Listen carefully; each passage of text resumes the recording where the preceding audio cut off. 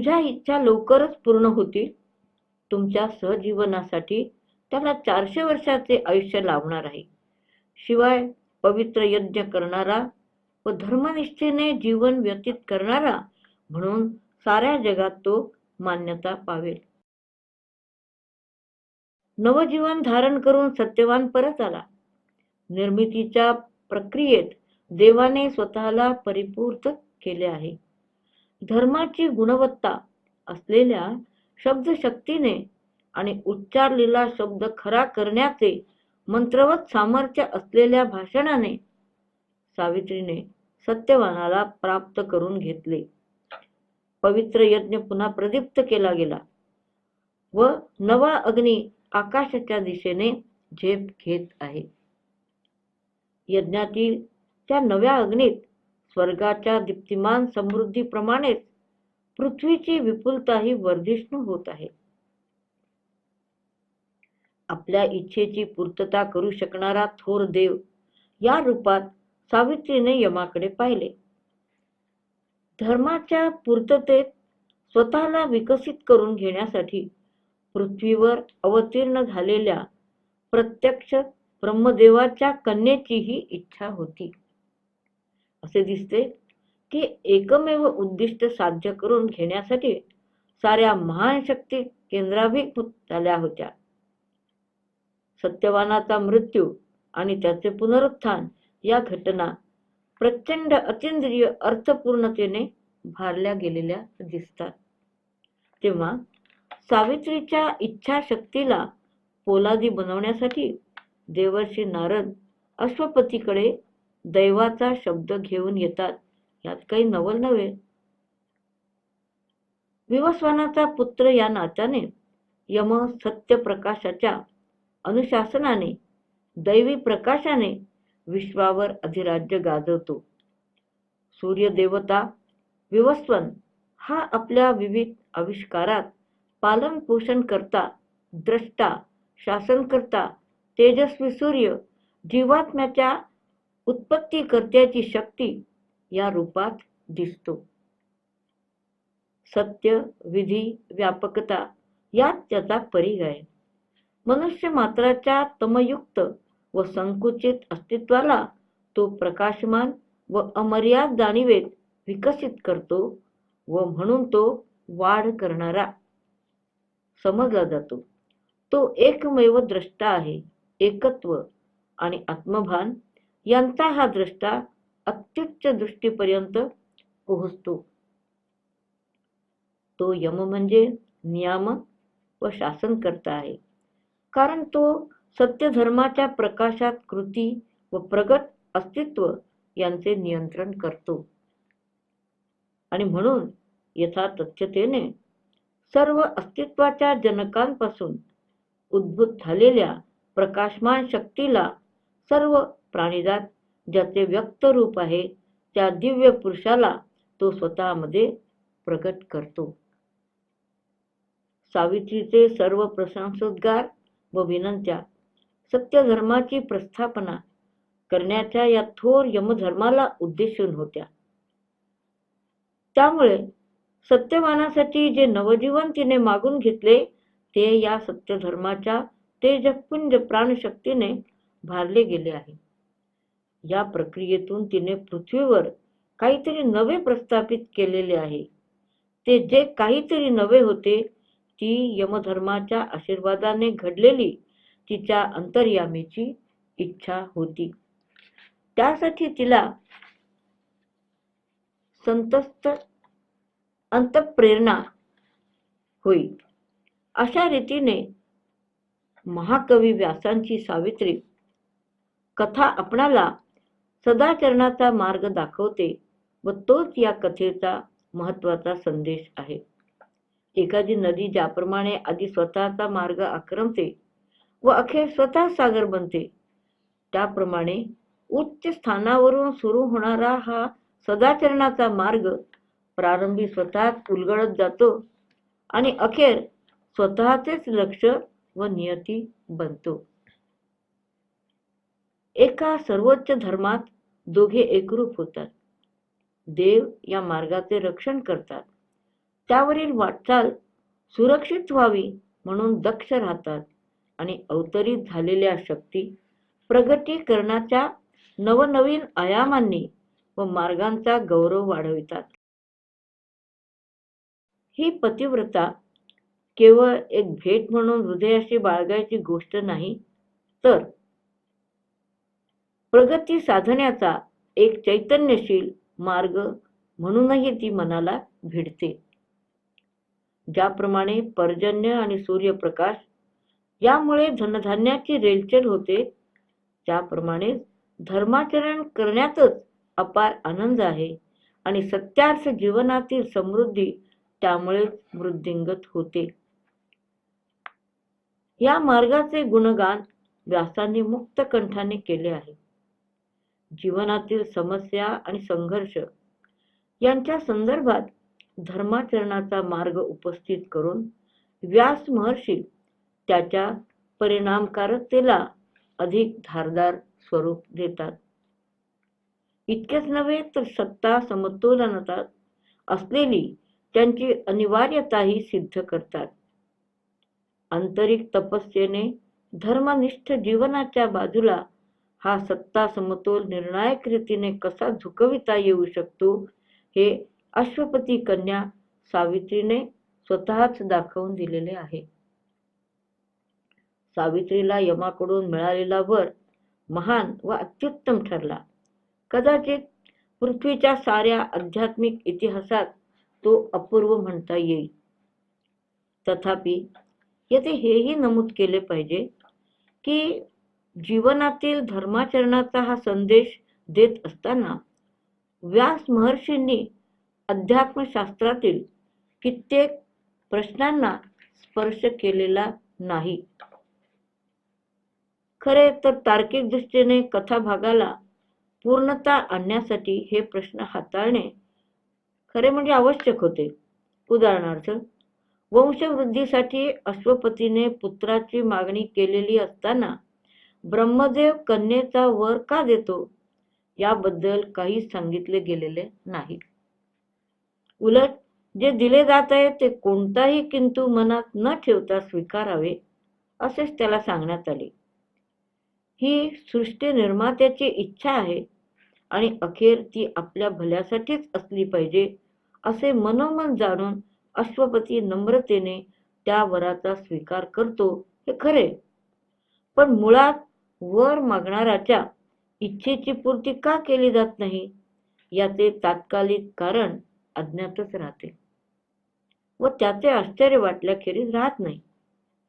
त्याप्रमाणेच सावित्रीशी विवाह झाल्यानंतर वर्षभरात मृत्यू येण्या इतके अल्पायुष्य सत्यवानाच्या वाट्याला का यावे हेही आपल्याला समजत नाही.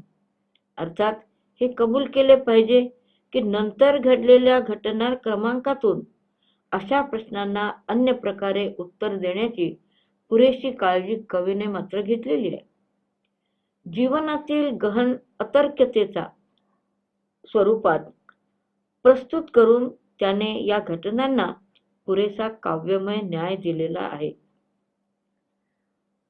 संपूर्ण अतींद्रिय व्यवस्थेच्या चौकटीत गर्भित रीतीने का होईना या घटना त्याने समाधानकारक व विश्वासार्ह रीतीने बसवल्या आहेत. शिवाय परंपरेचे ज्ञान सर्वश्रुतच आहे आणि म्हणून प्रत्येक गोष्ट उघड करून सांगणे त्याला बंधनकारकही नाही. आपल्या उद्दिष्टांसाठी कवीने परंपरेच्या माहितीचा लगोलग उपयोग करून घ्यावा हे आपण समजू शकतो. नाहीतरी त्याने अतींद्रिय व्यवस्थेच्या आध्यात्मिक अधिष्ठानाविषयी काही प्रबंध वगैरे लिहायला घेतलाच नव्हता. जीवनाच्या वाटचालीत सत्य मूल्यांचे महत्त्व किती थोर आहे हे आपल्या काव्यात्म तर्कशास्त्राच्या जोरावर वाचकांच्या मनावर बिंबवणे हे प्रस्तुत कथा सांगताना त्यांचे प्राथमिक उद्दिष्ट आहे. ऋषीमुनींनी व देवांनी ज्याची थोरवी गायली आहे त्या सत्यधर्माचे व्यापक स्वरूप या निमित्ताने व्यास महर्षींनी सुप्रतिष्ठित केले आहे. म्हटले तर महाभारतातील ही छोटीशी उपकथा, पण एखाद्या महाकाव्याचे व्यापकत्व व उदात्तता तिला लाभलेली आहे. तेव्हा रक्षणकर्त्या सत्यधर्माला घट्टपणे चिकटून राहिले पाहिजे व त्याचा सदैव स्वीकार केला पाहिजे. सदा सर्व काळ त्याच्याच वातावरणात राहिले पाहिजे. त्याला आपल्या दैनंदिन जीवनाचा अविभाज्य भाग बनवले पाहिजे. खरोखर त्यात सत्य व समग्र आवश्यकता असेल व सर्व अस्तित्वाचा तो जर गाभा असेल, तर आपल्या व्यावहारिक जीवनाचा, दैनंदिन व्यवहाराचा तो हिस्सा बनला पाहिजे. अंतःप्रेरणेची अवस्था त्याला प्राप्त झाली पाहिजे. जगातील सत्यधर्माची नेमकी अशी अवस्था असते आणि त्या अवस्थेत आपण राहावे अशी कबीर मनीषींची इच्छा आहे. सत्यधर्मावर आपण आपल्या जीवनाचे कर्म अधिष्ठित करावे असे त्यांचे सांगणे आहे. या अंतःप्रेरित अवस्थेत प्रवेश करावा आणि पृथ्वीवर सत्यधर्माचे पालन करावे असे मार्कंडेय ऋषी युधिष्ठिराला आग्रहाने सुचवतात.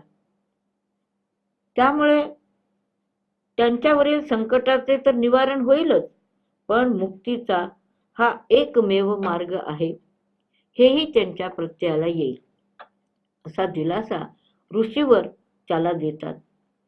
अशा रीतीने जीवनात सत्यधर्माच्या असलेल्या प्रभावाकडे विशेष रीतीने लक्ष वळविण्यावर सावित्री कथेचा सारा भर आहे. ब्रह्मदेवाच्या आज्ञेने व सृष्टी निर्मितीतील त्यांचे उद्दिष्ट सफल करण्यासाठी सावित्री अश्वपतीच्या पोटी जन्म घेते. मृत्यूशी संघर्ष करून धर्माची फेर प्रतिष्ठा करण्याचे कार्य सृष्टीकर्ता ब्रह्मदेव सावित्रीवर सोपवतो. कदाचित त्यातूनच एखादी नवी व्यवस्था उदय पाहू शकेल. आतापर्यंत जग त्या ऋतुचक्रात भ्रमण करीत होते. आता निरंतर दिवसाच्या दीप्तीत त्याची परिणती झाली पाहिजे. जेव्हा शक्तिपात झालेला भूतकाळ सत्यपथावरून नष्ट होईल आणि मृत्यूत प्रतीक रूपाने असलेला कर्मभार दूर केला जाईल, तेव्हाच सर्वोच्च बुद्धीतून निर्माण झालेली उच्चतम स्मृती पृथ्वीवर प्रतिष्ठित होईल. या संदर्भात अश्वपतीच्या तपस्येकडे पाहिले तर सावित्रीच्या स्वरूपातील दिव्य शक्तीला केलेली ही एक प्रार्थनाच म्हणावी लागेल. या विश्वशक्तीने पृथ्वीवर अवतार घ्यावा आणि रूपांतराचे अद्भुत घडवून आणावे यासाठी प्रार्थना होती. आणि अशा कन्या तेजस्विनीचा पिता बनण्यास स्वतः राजा अश्वपतीपेक्षा अन्य कोणती व्यक्ती पात्र असणार?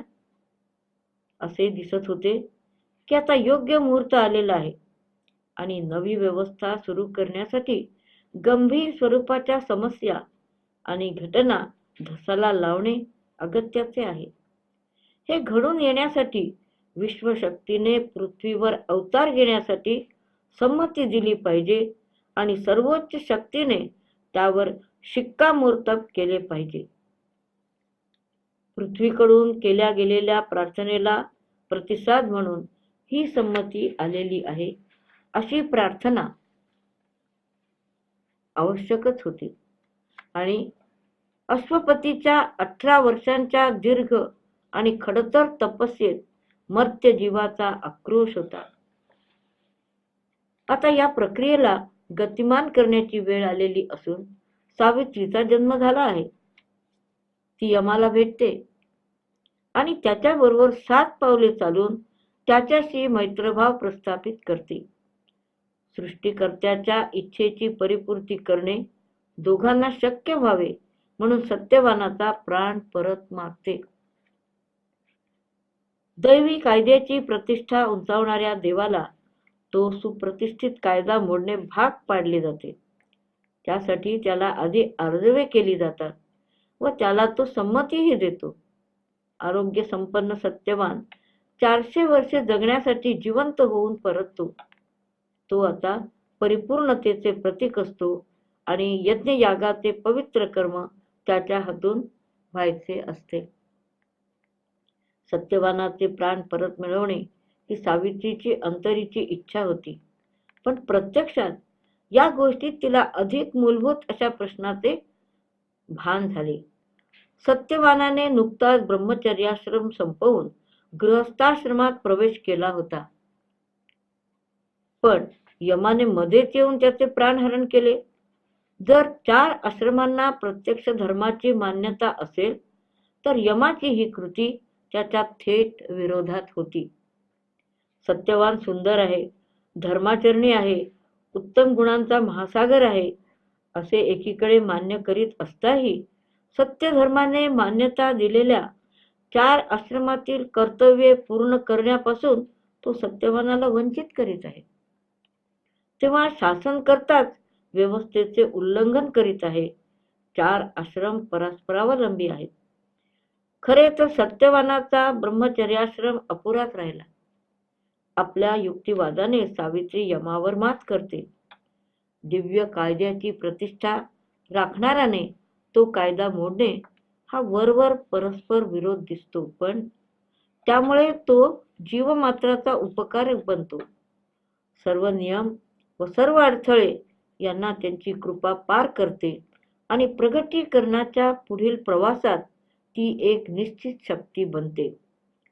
जर सत्याचरणाने संत मंडळी सूर्याचा मार्ग प्रशस्त करतात, तर संत शिरोमणी असलेला यम धर्मराज सत्यधर्मानेच निर्मितीची ध्वजा उंचावतो.